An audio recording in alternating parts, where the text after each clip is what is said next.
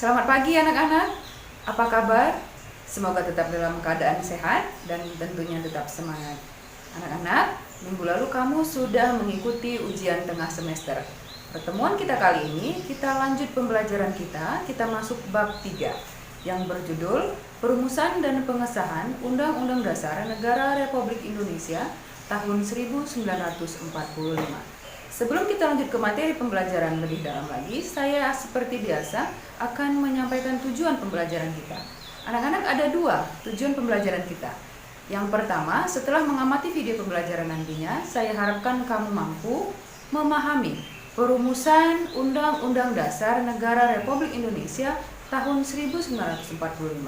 Dan tujuan yang kedua adalah kamu mampu memahami pengesahan Undang-Undang Dasar Negara Republik Indonesia tahun 1945. Baik anak-anak, langsung saja kamu saksikan video pembelajaran berikut ini harus sampai selesai. Kenapa? Karena di akhir video pembelajaran nantinya akan ada tugas yang harus kamu kerjakan. Selamat menyaksikan anak-anak. Bab 3 Perumusan dan Pengesahan UUD NRI tahun 1945. Dalam sidang pertama BPUPKI, Muhammad Yamin menyatakan bahwa rakyat Indonesia mesti mendapat dasar negara yang berasal dari peradaban kebangsaan Indonesia sebagai orang timur. Kita tidak berniat akan meniru sesuatu susunan tata negara negeri luar. Kita bangsa Indonesia masuk yang beradab dan kebudayaan kita beribu-ribu tahun umurnya. Dengan kedalaman ilmu dan pemikiran serta kesadaran akan nilai kebangsaan, para pendiri negara menyepakati dasar negara Indonesia yaitu Pancasila dan Undang-Undang Dasar tahun 1945 yang dijadikan sebagai konstitusi negara atau hukum dasar negara. Tata penyelenggara negara dan bernegara harus didasarkan pada Pancasila dan UUD NRI tahun 1945. Kalian sebagai warga negara sudah semestinya memahami konstitusi negara. Menumbuhkan kesadaran akan pentingnya konstitusi mestilah dimulai sejak dini. Nah, di bab ini kalian akan mempelajari lebih jauh tentang kesadaran berkonstitusi. A. Perumusan dan Pengesahan UUD Negara Republik Indonesia tahun 1945. 1. Perumusan UUD Negara Republik Indonesia tahun 1945. Tahukah kalian apa itu konstitusi? Coba kalian baca pengertian konstitusi berikut ini. Istilah konstitusi dalam banyak bahasa berbeda-beda, seperti dalam bahasa Inggris constitution, dalam bahasa Belanda constitutie, dalam bahasa Jerman constitution, dan dalam bahasa Latin constitutio, yang berarti undang-undang dasar dan hukum dasar. Konstitusi terbagi menjadi 2, yaitu konstitusi tertulis dan tidak tertulis. Konstitusi tertulis adalah aturan-aturan pokok dasar negara, bangunan negara, dan tata negara yang mengatur kehidupan satu bangsa di dalam persekutuan hukum negara. Konstitusi tidak tertulis disebut juga konvensi, yaitu kebiasaan ketatanegaraan yang sering timbul dalam sebuah negara. Contoh konvensi adalah pengambilan keputusan di MPR berdasarkan musyawarah untuk mufakat, pidato Presiden setiap tanggal 16 Agustus di depan sidang paripurna DPR dan sebelum MPR bersidang, Presiden telah menyiapkan rancangan bahan-bahan untuk sidang umum MPR yang akan datang itu. Menurut Sarjana Hukum ECS Wade, Undang-Undang Dasar adalah naskah yang memaparkan rangka dan tugas-tugas pokok dari badan-badan pemerintahan suatu negara dan menentukan pokok-pokok cara kerja badan-badan tersebut. Di dalam negara yang menganut paham demokrasi, Undang-Undang Dasar mempunyai fungsi yang khas, yaitu membatasi kekuasaan pemerintah agar penyelenggaraan kekuasaan tidak bersifat sewenang-wenang. Dengan demikian diharapkan hak-hak warga negara akan lebih terlindung. Gagasan ini disebut dengan konstitusionalisme. Negara Indonesia menganut paham konstitusionalisme sebagaimana ditegaskan dalam Pasal 1 Ayat 2 UUD Negara Republik Indonesia tahun 1945 yang berbunyi, kedaulatan berada di tangan rakyat dan dilaksanakan menurut Undang-Undang Dasar. Konstitusi adalah hukum dasar yang dijadikan pegangan dalam penyelenggaraan pemerintahan negara. Oleh karena itu, menurut Jimli As-Siddiq, konstitusi bukan undang-undang biasa.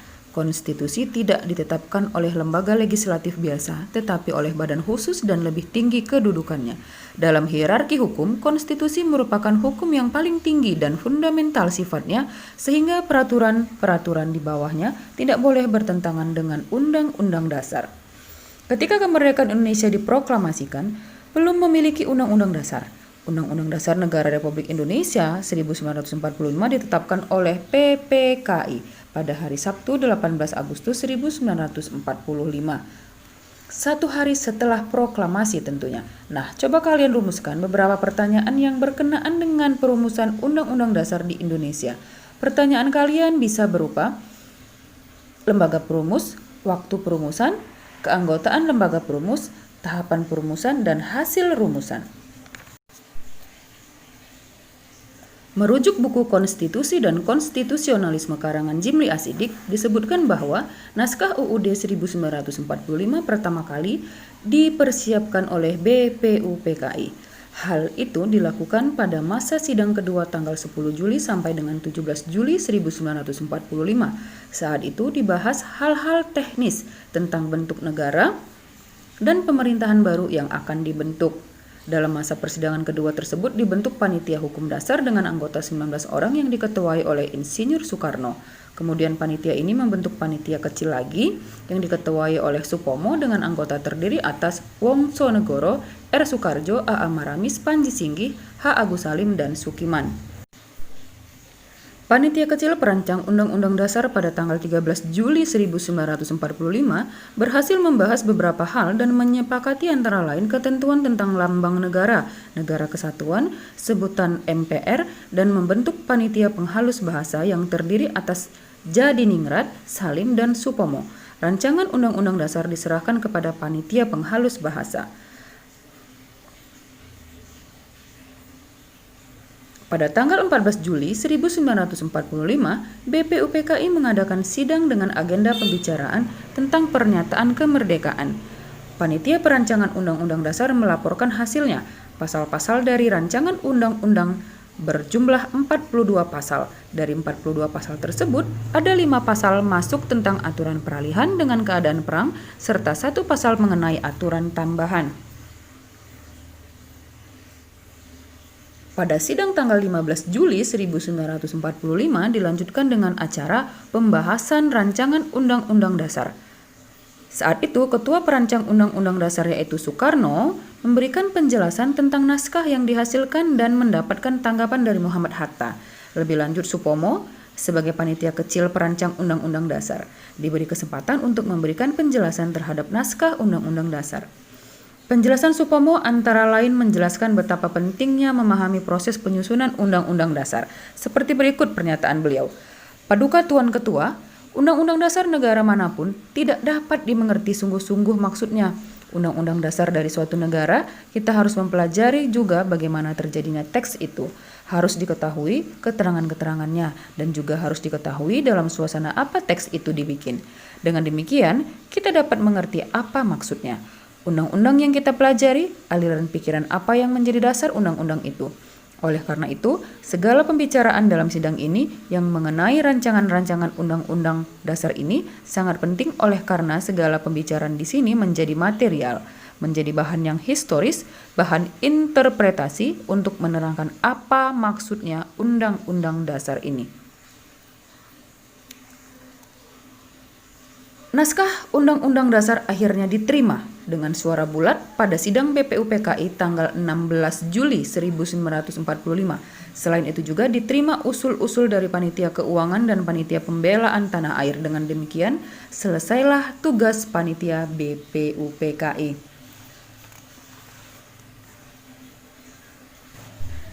Baik anak-anak, kita lanjut yang kedua. Pengesahan Undang-Undang Dasar Negara Republik Indonesia tahun 1945. Sehari setelah proklamasi kemerdekaan Indonesia, Panitia Persiapan Kemerdekaan Indonesia yang sering disingkat PPKI yang menggantikan BPUPKI melaksanakan sidang yakni pada tanggal 18 Agustus tahun 1945. Insinyur Soekarno sebagai Ketua PPKI dalam sambutan pembukaan sidang dengan penuh harapan mengatakan sebagai berikut. Saya minta lagi kepada tuan-tuan sekalian, supaya misalnya mengenai hal Undang-Undang Dasar, sedapat mungkin kita mengikuti garis-garis besar yang telah dirancangkan oleh Dokurit Suzunbi Sulsakai dalam sidangnya yang kedua. Perubahan yang penting-penting saja kita adakan dalam sidang kita sekarang ini. Urusan yang kecil-kecil hendaknya kita kesampingkan, agar supaya kita sedapat mungkin pada hari ini pula telah selesai dengan pekerjaan menyusun Undang-Undang Dasar dan memilih Presiden dan Wakil Presiden.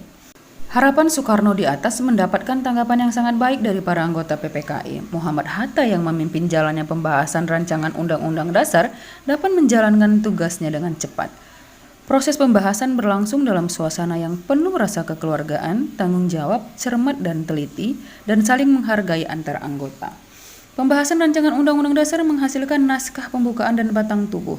Undang-Undang Dasar ini dikenal dengan sebutan Undang-Undang Dasar Negara Republik Indonesia tahun 1945. Melalui Berita Republik Indonesia tanggal 15 Februari 1946, penjelasan Undang-Undang Dasar menjadi bagian dari Undang-Undang Dasar 1945. Suasana pemufakatan dan kekeluargaan serta kesederhanaan juga muncul pada saat pengangkatan Presiden dan Wakil Presiden. Risalah sidang PPKI mencatat sebagai berikut. Dalam hal ini, anak-anak, saya mengharapkan agar kita bersama merasakan bagaimana suasana kehangatan di kala sidang waktu itu. Nah, anak-anak, berikut kurang lebih cuplikan ya atau risalah sidang PPKI yang bisa kamu amati pada video pembelajaran ini.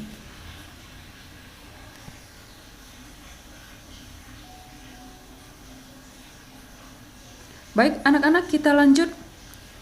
Dalam persidangan PPKI tanggal 18 Agustus 1945, dihasilkan keputusan sebagai berikut. A. Mengesahkan Undang-Undang Dasar 1945.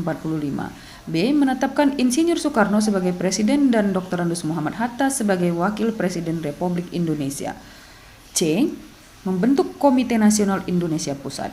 Sidang PPKI telah melakukan beberapa perubahan perumusan pembukaan Undang-Undang Dasar, Naskah Piagam Jakarta, dan Rancangan Batang Tubuh UUD hasil sidang kedua BPUPKI. 4 perubahan yang disepakati tersebut antara lain sebagai berikut. A. Kata mukadimah diganti dengan kata pembukaan. B. Sila pertama yaitu ketuhanan dengan kewajiban menjalankan syariat Islam bagi pemeluk-pemeluknya diganti dengan rumusan ketuhanan yang Maha Esa. C. Perubahan pasal 6 Undang-Undang Dasar yang berbunyi Presiden ialah orang Indonesia asli yang beragama Islam menjadi Presiden ialah orang Indonesia asli. D.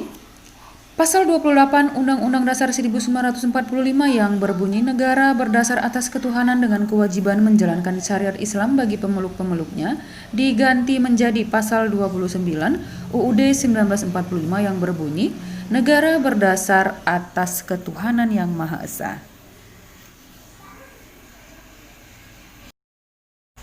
Nah, bagaimana anak-anak? Sudah menyaksikan video pembelajaran dari saya tentunya ya. Nah, setelah mengamati video pembelajaran tersebut, ada tugas anak-anak yang harus kamu kerjakan. Silahkan kamu buka buku paket kamu halaman 67, ada aktivitas 31, dan tugas yang kedua buka halaman 71, ada tugas aktivitas 32. Kamu kerjakan di buku latihan dan seperti biasa kirim melalui Google Classroom. Ya, saya harapkan kamu mengerjakan dengan baik anak-anak. Ya, terima kasih sudah menyaksikan video pembelajaran dari saya. Sampai ketemu minggu depan di materi berikutnya. Selamat pagi.